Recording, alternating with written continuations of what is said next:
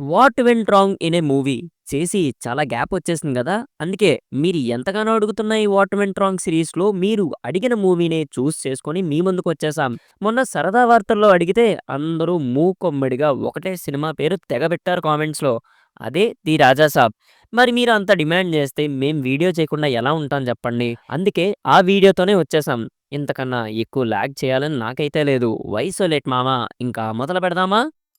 Audio Jungle. Hi hello నమస్తే and welcome to news three people. ప్రతి ఎపిసోడ్లో చెప్పే విషయమే మళ్ళీ చెప్తున్నా. ఇది జస్ట్ మా సైడ్ నుంచి కన్స్ట్రక్టివ్ క్రిటిసిజం మాత్రమే. ఎవరిని ఉద్దేశించి మేము తక్కువ చేయాలని, ఎవరిని డిస్రెస్పెక్ట్ చేయాలనే ఉద్దేశంతో ఈ వీడియోనైతే చేయలేదు. సో ఇది జస్ట్ అర్థం చేసుకుంటే బెటర్. వీడియోలోకి వెళ్లే ముందు మీకొక కథ చెప్పాలి. అదే బంగారు బాతు కథ. బాతు రోజుకొకసారి బంగారు గుడ్డు పెడుతుంది అని, ఆ బాతుని పెంచే రైతు అత్యాశతో బాతు కడుపులో ఇంకా బంగారం ఉంటుంది అని దాని పొట్టకోసి చూస్తే ఏమీ ఉండదు. ఆ బాతు కూడా చచ్చిపోతుంది. ఈ కథతో ఈ సినిమాకి సంబంధం ఏంటా అని అనుకుంటున్నారా? అక్కడికే వస్తున్నా. మీకు గుర్తున్నట్టయితే ఈ మూవీ మొదలైన కొత్తల్లో ఒక న్యూస్ వచ్చింది. వరుసపెట్టి సీరియస్ గా ఉండే రోల్స్ తో పాన్ ఇండియా మూవీస్ చేస్తున్న ప్రభాస్ గారు సరదాగా ఒక చిన్న బడ్జెట్ మూవీ అంటే రీజనల్ మూవీ చెయ్యాలి అని అనుకున్నారు అని. అప్పుడే మారుతి గారు మూవీ అని కూడా విన్నాం. ఇది ఒక చిన్న హారర్ కామెడీ కథ అని కూడా అన్నారు.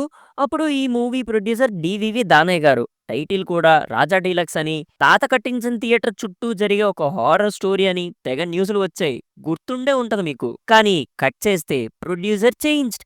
డివివి దానయ్య గారు తప్పుకున్నారు. ఆదిపురుష్ తెలుగు డిస్ట్రిబ్యూషన్ లాసెస్ భర్తీ చేయడానికి ప్రభాస్ గారు పిఎంఎఫ్ వాళ్ళతో ఒక మూవీ చేస్తా అని అన్నారు. అప్పుడే ఈ సినిమా పిఎంఎఫ్ వాళ్ళు ప్రొడ్యూస్ చేయడానికి రెడీ అయ్యారు. మరి ఈ మధ్యలో ఏం జరిగిందో తెలియదు కానీ రీజనల్ మూవీ కాస్త పాన్ ఇండియా మూవీ అయిపోయింది. చిన్న సినిమా కాస్త 400 కోట్ల భారీ బడ్జెట్ మూవీ అయింది. హ్యారీ పోటర్ రేంజ్ విజువల్స్ అని టీ సిరీస్ భూషణ్ కుమార్ గారు హారర్ ఫ్యాంటసీ కామెడీ మూవీ అని మూవీ టీం తెగ గోల్ చేశారు. కానీ కట్ చేస్తే మనకు వచ్చిన output the Raja Saab.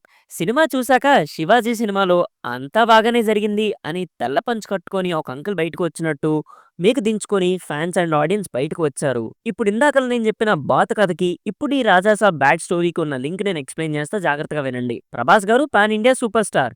So decent output వచ్చినా చాలు 500 కోట్లు కేక్ వాక్. సో అలాంటి బంగారు గుడ్డు పెట్టే బాతుతో రీజనల్ మూవీ తీయడం ఏంటి? స్కేలు బడ్జెట్ పెంచుదామనని బాతు పొట్ట కోసినట్టు ప్రభాస్ గారి పాన్ ఇండియా పవర్ ని వాడుకోవాలని అనుకున్నారు.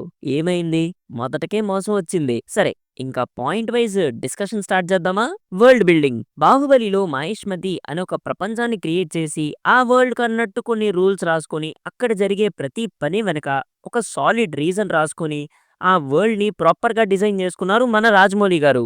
అలాంటి ఒక proper structured world building Rajasaab మూవీలో మిస్ అయింది. సపోజ్ ఆస్తిని అనుభవించాలి అని అనుకున్న కనకరాజు బంగారంతో పారిపోవడం ఏంటి? తన వైఫ్ ని టార్చర్ పెట్టి చంపితే మరో జన్మ ఎలా వస్తుంది? అసలు రాజాసాబ్ ని ఆ ప్యాలెస్ లోకి ఎందుకు తీసుకొని వచ్చాడు? నిజంగా ఆ సంపదని అనుభవించాలి అని అనుకున్న వాడైతే వాడు బయట ఏమీ లేని వాళ్ళలాగా ఊర్ల మీద పడి తిరగటం ఎందుకు? ఐ మీన్ ఆస్తి అనుభవించాలి అనుకున్నవాడు దాన్ని ఖర్చు చేయడం, భోగాలు అనుభవించడం ఇలాంటివి చేయాలి. కానీ కనకరాజ్ తాత దాన్ని దాస్తాడు అంతే. ఎందుకు? కేవలం దాచడం ఎందుకు? ఇంకా రాజాసాబ్ ప్యాలెస్ బయటున్నా లోపలున్నా ఒక్కటే, పెద్ద తేడా ఏమి ఉండదు. రాజాసాబ్ ప్యాలెస్ లో ఉండటం వల్ల ఉండే యూస్ కూడా లేదు. తాత చేసే మ్యాజిక్ వల్ల రాజాసాబ్ బ్యాచ్ కొత్త బట్టలు ఫుడ్తో ఎంజాయ్ చేస్తారు అంతే. అసలు ఏమంత యూజ్ ఉందని రాజాసాబ్ని ప్యాలెస్ లోకి తీసుకురావడానికి?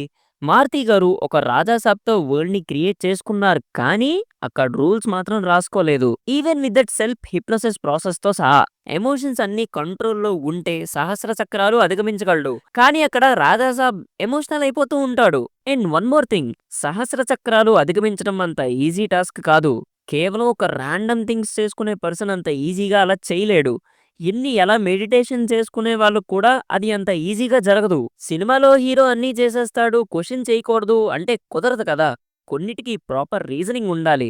ఇక్కడ ఆ ప్రాపర్ రీజనింగే మిస్ అయింది. ఇన్ఫాక్ట్ ఈ చక్రాస్ అనే కాన్సెప్టే most interesting and strong content. This makes me to speak about పై next point, solid content and concept. మూవీలో మనకి చూపించిన చక్రాస్ అనే కాన్సెప్ట్ ఎంత సాలిడ్ గా ఉంటుందంటే ఈ చక్రాస్ అనే కాన్సెప్ట్ ని యూజ్ చేసి ఒక సినిమాటిక్ యూనివర్స్ ని క్రియేట్ చేయొచ్చు.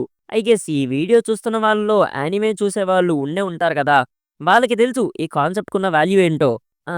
యానిమే మూవీ లవర్స్ కొంచెం కామెంట్స్‌లో మీ ప్రేమని చూపించుకోండమ్మా. అంత పవర్‌ఫుల్ అండ్ బ్యూటిఫుల్ కాన్సెప్ట్‌ని స్క్రీన్ మీద చాలా బ్యాడ్‌గా ఎగ్జిక్యూట్ చేశారు. మూవీలో 2½ అవర్స్ ఏమి ఉండదు. మొత్తం సోదే. లాస్ట్ హాఫ్ అన్ అవర్‌లో మాత్రం సెల్ఫ్ హిప్నోసిస్, మైండ్ గేమ్, చక్ర, సహస్ర చక్రాస్ అని అబ్బో! తెగ వాగేశారు. ఎగ్జిక్యూషన్ బ్యాడ్‌గా ఉన్నా ముందు 2½ అవర్స్‌తో పోలిస్తే పర్లేదన్నట్టుంటుంది. కానీ ఏం లాభం చెప్పండి? అప్పటికే జనాలకి నీరసం వచ్చేసింది. సెకండ్ హాఫ్ అంతా ఇదే పాయింట్ మీద కూర్చొని ఎంగేజింగ్‌గా మూవీని ప్రెజెంట్ చేస్తే తప్పకుండా టాక్ వేరేలా ఉండేది. బోమన్ ఇరానీ గారిని సెకండ్ హాఫ్‌లోనే ఎంట్రీ ఇచ్చేసి రాజాసాబ్ వాళ్ళని గైడ్ చేస్తూ సెకండ్ హాఫ్ అంతా ఉండుంటే బావుండేది. కానీ అలా లేదిక్కడ. బ్యాక్‌గ్రౌండ్ స్కోర్‌లో మైసభ అనే ప్యాలెస్‌ని కూడా లేపుతారు కానీ ఆ ప్యాలెస్‌కున్న మ్యాజిక్‌ని కూడా వీళ్ళు పూర్తి స్థాయిలో వాడుకోలేదు. చేతిలో బంగారం ఉంచుకొని దాన్ని మిస్‌యూజ్ చేస్తే ఎలా ఉంటాది అంటే మూవీ రాజాసాబ్‌లా ఉంటది. ఇప్పుడు మన next point character and emotions.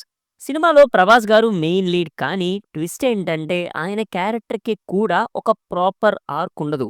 సినిమాలో ఏదైనా క్యారెక్టర్ ఇంట్రెస్టింగ్‌గా ఉంది అని అనిపించిందంటే అది 10 మినిట్స్ ఉండే బోమన్ ఇరానీ గారి రోల్ మాత్రమే. ఇంకా ఆ హీరోయిన్స్ అబ్బా! టైం వేస్ట్ వాళ్ళ గురించి మాట్లాడి. అయినా రాజాసాబ్‌ని తాత కావాలనే ప్యాలెస్‌లోకి తీసుకొచ్చాడు అనుకుందాం. మరి బెస్సీ ఎందుకు వచ్చింది? తర్వాత మార్వాడి పాప ఎందుకొస్తుంది? వాళ్ళనిక్కడ తీసుకొని రావడం వల్ల యూజ్ ఏంటి? అంటే తాత అనుకుంటేనే ఎవరైనా ప్యాలెస్‌లోకి రాగలరు అన్నప్పుడు వాళ్ళని తీసుకొని రావడం వల్ల ఉపయోగం ఏంటి చెప్పండి? ఇంకా ఎమోషన్స్.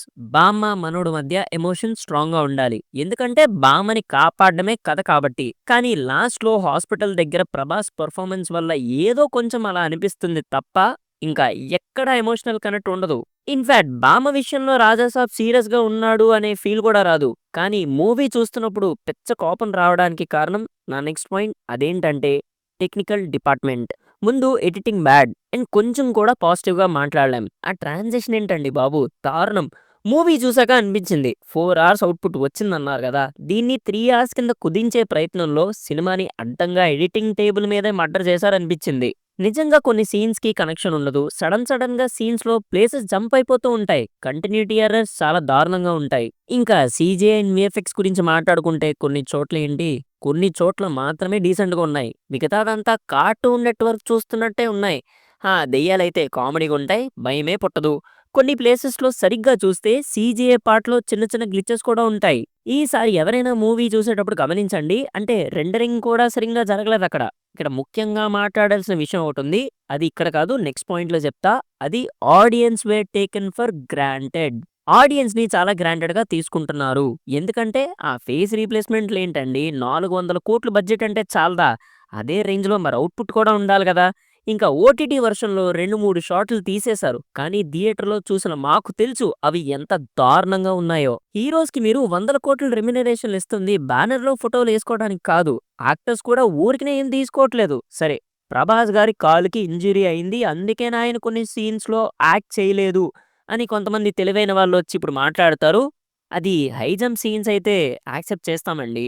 ఎందుకంటే డూప్స్ లేకుండా ఏ సినిమా లేదు కదా! కానీ మరి సాంగ్స్‌లో కూడానా? నేను 'ప్రభాస్' గారి మూవీసే ఎగ్జాంపుల్‌గా తీసుకుంటా. 'బాహుబలి', 'సాహో', 'రాధేశ్యామ్', 'సల్లార్', 'కల్కి' ఒక్కటంటే ఒక్క చోటైనా ఇక్కడ 'ప్రభాస్' గారు లేరు, అది డూప్ అని అనిపించిన షాట్ ఒక్కటైనా ఉందా? ఇప్పుడు దీన్నెవరైనా సపోర్ట్ చేస్తున్నారంటే ఒక్కసారి ఆలోచించండి. రేపిలానే మళ్ళీ సినిమాలు తీసి రూ. 1000 టికెట్లని హైక్ పెట్టి మన దగ్గర నుంచే దోచేస్తారు. ఇలాంటి వీక్ ప్రొడక్ట్సే మన మొఖాన కొడతారు. So please stop supporting these things too. ఇంకా upside down fight. Render issue వల్ల సీన్ పోయిందా? ఇంతకంటే సిల్లీ రీజన్ ఇంకొకటి ఉండదు సార్. సినిమా రిలీజ్‌కి ముందు రోజు పోస్టర్స్ వదిలినప్పుడు ఆ సీన్‌కి సంబంధించిన పోస్టర్స్ వాడతారు కానీ, ఆ సీన్ మాత్రం సినిమాలో లేదు. నేను ప్రీవియస్‌గా ఒక వీడియోలో చెప్పినట్టే మీరు లిటరల్లీ మోసం చేశారు.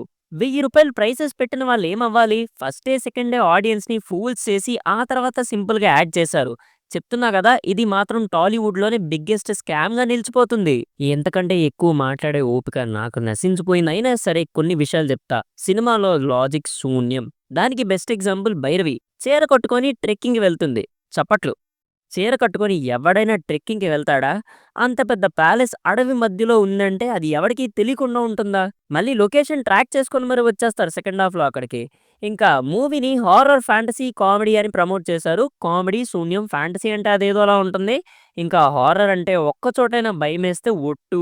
ఇప్పుడు భయపడే సినిమా అంటే ఎవరైనా చంపేస్తున్నట్టు చూపించాలి లేదా ఇబ్బంది పెట్టి నరకం చూపించాలి. కాకపోతే ఇక్కడ ప్యాలెస్‌లో పిజ్జాలు, బర్గర్‌లు, కేఎఫ్‌సీ చికెన్‌లు పెట్టి కొత్త ఇస్త్రీ బట్టలు ఇచ్చి మరీ మేపుతాడు తాత వాళ్ళని. పోనీ బోమన్ ఇరానీని చంపుతాడా అంటే లేదు. పోనీ లోపలికొచ్చిన మంద ఉంటది కదా! వాళ్ళనైనా చంపుతాడా అంటే లేదు. అసలు మీరు భయపెట్టకుండా మమ్మల్ని భయపడిపోండి అంటే ఎలా భయపడతాం చెప్పండి?